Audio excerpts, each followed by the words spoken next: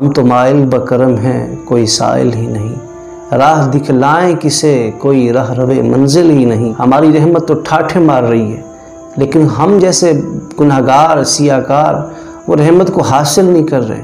میں اکثر ایک جملہ کہا کرتا ہوں کہ ہم اپنی چوکھٹ سے سوالیوں کو چلتا کر دیتے ہیں، لیکن رب اپنی چوکھٹ سے سوالیوں کو چلتا نہیں کرتا۔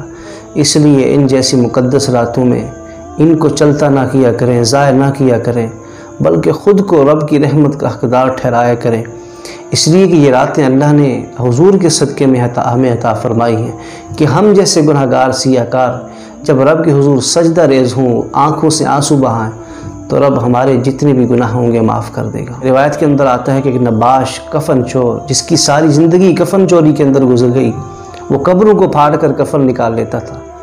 مرتے وقت اس کو اللہ کا خوف آیا تو اس نے بیٹوں کو وصیت کی کہ میں اللہ کی پکڑ سے ڈرتا ہوں کہ اللہ مجھے اتنا بڑا سخت عذاب دے گا، مجھے مرنے کے بعد آگ میں جلا کر میری راکھ کو کچھ ہوا میں اڑا دینا، کچھ پانی میں شامل کر دینا، اس لیے کہ میں رب سے ڈرتا ہوں۔ اسے کیا پتا تھا کہ رب تو وہ ہے کہ جب جس چیز کا ارادہ کرتا ہے کن کہہ کے فیکون کر دیتا ہے۔ جب اس کو مرنے کے بعد جلا دیا گیا تو اللہ نے پھر اس کی روح اور جسم کو اپنے سامنے کھڑا کیا اور پوچھا کہ تو نے یہ وصیت کیوں کی تھی، کس لیے وصیت کی تھی؟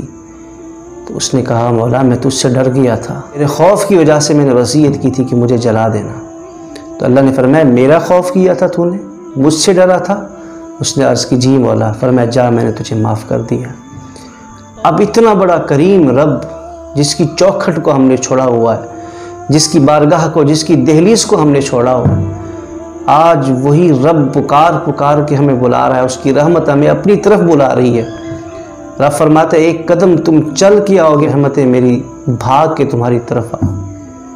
اتنا بڑا کریم جو کفن چور کو بھی اس کے ڈرنے کی وجہ سے معاف کر دے، تو ہم پھر بھی حضور کے غلام ہیں، ہم کیوں نہیں رب سے ڈرتے؟ جب اللہ نے شیطان کو اپنی بارگاہ سے مردود کیا نا، تو اس نے کہا تھا مولا مجھے تیری عزت کی قسم میں ان کو گمراہ کروں گا۔ رب نے فرمایا شیطان مجھے بھی میری عزت و جلال کی قسم، تو ان کو گمراہ کرتا ہے تو کر، میں بھی ان کو معاف کرتا رہوں گا جب تک وہ مجھ سے معافی مانگتے رہیں گے۔ کیوں نہیں ہم معافی مانگتے؟ حضور نے فرمایا میں بھی اللہ کا حبیب ہوں، اور وہ جوان جو اپنی جوانی میں سچی توبہ کرتا ہے وہ بھی اللہ کا حبیب ہے۔ تو خدا کے لیے پلٹ آئیں اس رب کے راستے میں۔ شب برات جہنم سے آزادی کی رات آ رہی ہے، جس کے بارے میں حضور نے فرمایا کہ بنو قلب کی بکریوں کے بالوں کے برابر رب میری امت کے لوگوں کو جہنم سے آزادی نصیب فرمائے گا۔ اس رات میں خود کو اور بچوں کو پٹاخوں کے کھیل میں مصروف نہ رکھیں، بلکہ رب کی بارگاہ میں حاضر ہو جائیں، نوافل کے ذریعے سے، توبہ استغفار کے ذریعے سے۔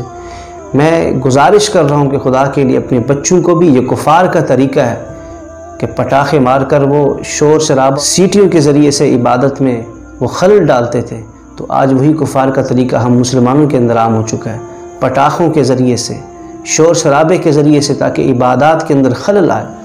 تو اسی لیے خدا کے لیے پٹاخوں سے خود کو بھی محفوظ رکھیے، بچوں کو بھی محفوظ رکھیے۔